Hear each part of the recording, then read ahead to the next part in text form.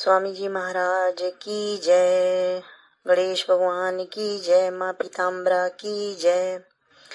आज गुरु पूर्णिमा के पुण्य दिवस पर हम सभी स्वामी जी का स्मरण करें, उनका ध्यान करें और ये अष्टम अध्याय श्री स्वामी कथा सार का उसका श्रवण करें। श्री गणेशाय नमः। श्री स्वामी कथा सार अष्टम अध्याय।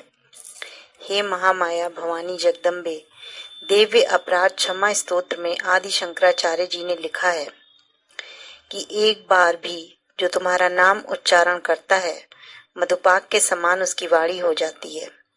जगत जननी महाविद्या महालक्ष्मी, आपके सेवा क्रम को लेकर यदि कलह भी उपस्थित हो जाए तो भय का कारण नहीं होता।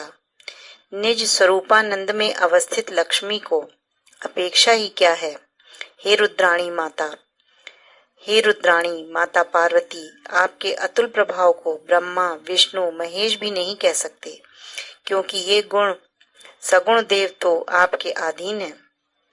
आप ही इस स्थूल जगत को पंच भौतिक रूप प्रदान करती हैं तथा समस्त जगत को स्थिर किए हुए हैं। आपसे ब्रह्म व्यक्त होकर अनेक प्रकार की लीलाओं को कर रहा है। अवतार भी शक्ति का ही होता है। एक बार नेपाल भ्रमण के दौरान हे आदिदेव, आप एक पाठशाला में ठहरे। पाठशाला के शिक्षकों ने विनती की कि हम लोगों को परम कल्याण का मार्ग बताकर मंत्र इत्यादि देकर कृतार्थ करें। हे तत्पुरुष, उनका विश्वास देखने के लिए आपने कहा, ये मार्ग बहुत ही कठिन है, इसलिए हम हर व्यक्ति को उपदेश नहीं करते हैं। शास्त्र कहता है अधिकारी देखकर साधना बतानी चाहिए। इसके उत्तर में एक शिक्षक ने कहा, हे नारायण श्री महाराज, किसान बीज बोते समय इस बात की चिंता नहीं करता कि कौन सा बीज उगेगा और कौन सा नहीं। आप तो कृपा करके सबको मार्ग बताएं। जो ग्रहण कर सकेंगे वे स्वयं ही ग्रहण कर लेंगे।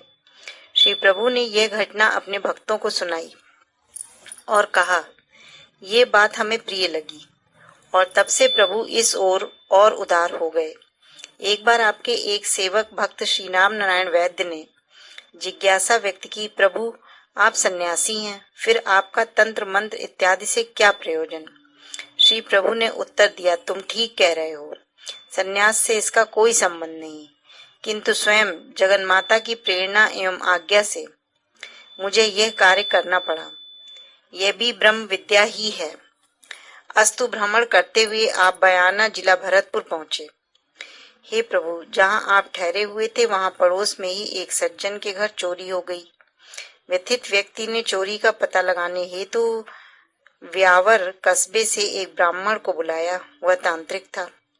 उस ब्राह्मण ने आकर मिट्टी के हड़िया में कुछ उड़द भरवाए और फिर एक कागज पर कुछ मंत्र लिखकर उसे रात्रि के समय उन उड़दों में गाड़ दिया और कहा कि इन उड़दों के ऊपर प्रातः चोर का नाम लिखा मिलेगा। प्रातः काल देखा तो उड़दों के ऊपर काली स्याही में चोर का नाम लिखा था। इस घटना ने प्रभु आपके जीवन में भारी मोड़ ला दिया, जिससे आपको मंत्र शास्त्र में प्रवृत्त होने की प्रेरणा हुई कि यह कोई अद्भुत विद्या है, इसकी खोज की जाए। भ्रमण काल में भी ऐसे ही जगन्माता की प्रेरणा से घूमते हुए पंजाब पहुंचे और एक महंत के स्थान पर ठहरे। माता की लीला से वह महंत जी अचानक बीमार हो गए। उन्हें खून की उल्टी और तीव्र दस्त होने लगे। शिष्यों ने अधिक से अधिक धन खर्च करके उनका उपचार कराया, परंतु उनकी हालत बिगड़ती ही गई। ऐसा समझा जाने लगा कि उनका अंत समय निकट है। ऐसी स्थिति में एक प्रातः शिष्य लोग उनके उपचार व्यवस्था के लिए कहीं जा रहे थे। उन्हें एक वृक्ष के नीचे एक महात्मा ध्यानस्थ दिखाई दिए। वे शिष्य वहीं बैठ गए। जब महात्मा जी की समाधि भंग हुई तो शिष्य ने हाथ जोड़कर प्रार्थना की कि वह उनके गुरु जी को अच्छा करने की कृपा करे। महात्मा जी ने 5 यंत्र बनाकर दिए और कहा, 4 यंत्र तो छुआरे की गुठली निकालकर उसके अंदर रख चारपाई के चारों पायों के पास गाड़ देना। 5वां यंत्र एक कोरे घड़े में रखकर 1 रुपया डालकर घट को बंद कर देना। उसे सिरहाने रख देना। दूसरे दिन प्रातः घट खोलना और यदि रुपया वहां से न मिले तो समझ लेना तुम्हारे गुरुजी अच्छे हो जाएंगे। प्रातः घट खोला गया तो रुपया गायब था। गुरुजी जो मरणावस्था में थे उसी समय वह उठकर बैठ गए तथा खाने को मांगने लगे एवं शीघ्र ही स्वस्थ हो गए।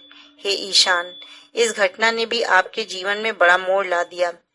नेपाल में पशुपतिनाथ मंदिर के पीछे शमशान घाट पर श्री प्रभु का संपर्क अघोर साधना के अभ्यास में रत एक बाल संत से हुआ। हे वामदेव, आपने उसे समझाया कि उसका मार्ग कल्याण का मार्ग नहीं है, वह तो सिद्धियां प्राप्त करने का मार्ग है।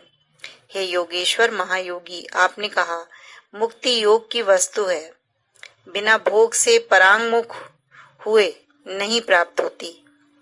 भोग की बातों से उसका क्या संबंध है, परंतु इससे तो योग का विरोध है। सिद्धियों से ईश्वर की प्राप्ति नहीं होती है, बाधा हो सकती है। इनका उपयोग अधिकारी पुरुष ही कर सकता है। हे नीलकंठ, वह अघोर संत आपसे पूर्ण संतुष्ट हुआ तथा उसने शमशान के बहिर्याग साधन को त्याग दिया और सात्विकाचार वाले अंतः योग की साधना करने लगा। आगे चलकर वह नेपाल का एक उच्च कोटि का संत बना। इस प्रकार जो साधक जिस साधन प्रणाली का अधिकारी था उसे उसी मार्ग द्वारा आत्म कल्याण, शांति और अभीष्ट प्राप्त कराया।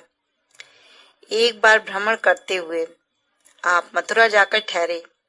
जब श्री प्रभु मथुरा पहुंचे वहां बड़ी तेज ठंड थी।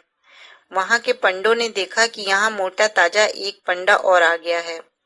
वे सोचने लगे कि हमारी जो आर्थिक वृत्ति है उसमें ये हाथ बटाएगा, इसको जरूर ही यहाँ से भगा देना चाहिए। उन लोगों को क्या पता था कि शाहों का शाह स्वयं कृष्ण ही द्वापर युग के बाद दोबारा से अपनी नगरी देखने आया है। पंडों के ऐसा सोचने में भी उनकी कोई गलती नहीं थी, क्योंकि सर्वसुचि श्री महाराज ने कंबल ओढ़ रखा था, शरीर से भी हृष्ट पुष्ट थे जैसे कि पंडे लोग होते हैं। वे अवधूत, हे अवधूत, आप उसी कंबल को ओढ़ लेते थे, उसी को बिछा लेते थे। इस कंबल के अलावा केवल एक लंगोटी थी जो पहन रखी थी। उनमें से एक पंडा आया और बोला, अरे तू इतना मोटा ताजा हट्टा कट्टा मुस्टंडा है, मेरे बच्चे दुबले पतले सर्दी में मर रहे हैं, तू कंबल का क्या करेगा। ऐसा कहकर उसने वह कंबल छीना और भाग गया। धर्म सर्वस्व जगदीश्वर, आपके ऐश्वर्य का वर्णन नहीं किया जा सकता। शमशान में रहकर भभूत लगाकर सर्पों की माला पहनकर रहने वाले भूतेश्वर के ऐश्वर्य का बखान कौन कर सकता है। इस घटना के कुछ वर्षों बाद हे योगेश्वर, एक बार आप पुनः निजधाम मथुरा में कृष्ण जन्मभूमि स्थान पधारे, जो विदेशियों के राज्य के समय तोड़ी जा चुकी थी और उस पर मस्जिद का निर्माण हो चुका था। जब आप उस स्थान पर पधारे तो वहां हर्ष छा गया। लोग आपस में बातचीत करने लगे, देखो लगता है कि भगवान स्वयं आज पधारे हैं। अब इस जगह का उद्धार होने में कोई संदेह नहीं रह गया। एक अवकाश प्राप्त जज जो वहां निःशुल्क धार्मिक सेवा में लगा हुआ था, उसके हर्ष का पारावार नहीं रहा। सब लोग हर्षोल्लास में दौड़ भाग करने लगे। वह जज बहुत लोगों के साथ आपको भक्त मंडली सहित तहखाने में ले गया। वहां उसने सब लोगों को वह सिंहासन दिखाया जिस पर हे सर्वज्ञ आप देवकी नंदन के स्वरूप में बैठे थे। सिंह के समान स्वयं चलकर आपने सारे स्थान का निरीक्षण किया। सब लोग एक स्वर में स्तुति करने लगे, आज ये धराधाम पवित्र हो गया है। हम सब प्राणी कलयुग की भयानक आग में जल रहे हैं। हे नारायण गोविंद, द्वापर में आपने पापों की महाअनल को बुझाया था, उसी प्रकार हम लोगों को अब विश्वास हो गया है कि निश्चय ही कलयुग का प्रभाव समाप्त होगा और प्रार्थना है कि प्रभु यहाँ का जीर्णोद्धार सफल हो और हम लोगों को शांति मिले। भक्तों की प्रार्थना सुनकर आशीर्वाद दिया कि इस निर्माण कार्य में आपकी सफलता होगी और जज साहब के कार्य की प्रशंसा की। इसके आगे का 8वें अध्याय के भाग 2 में इसके आगे की कथा है। स्वामी जी महाराज की जय। माँ पीताम्बरा की जय। गुरु ब्रह्मा गुरु विष्णु गुरुदेवो महेश्वरा गुरु साक्षात् परम ब्रह्म तस्मै श्री गुरुवे नमः। यदक्षर पदभ्रष्टं मात्राहीनं च यस्य भवेत् तत्सर्वं क्षम्यतां देव प्रसीद परमेश्वरा। बोलो गुरु भगवान की जय।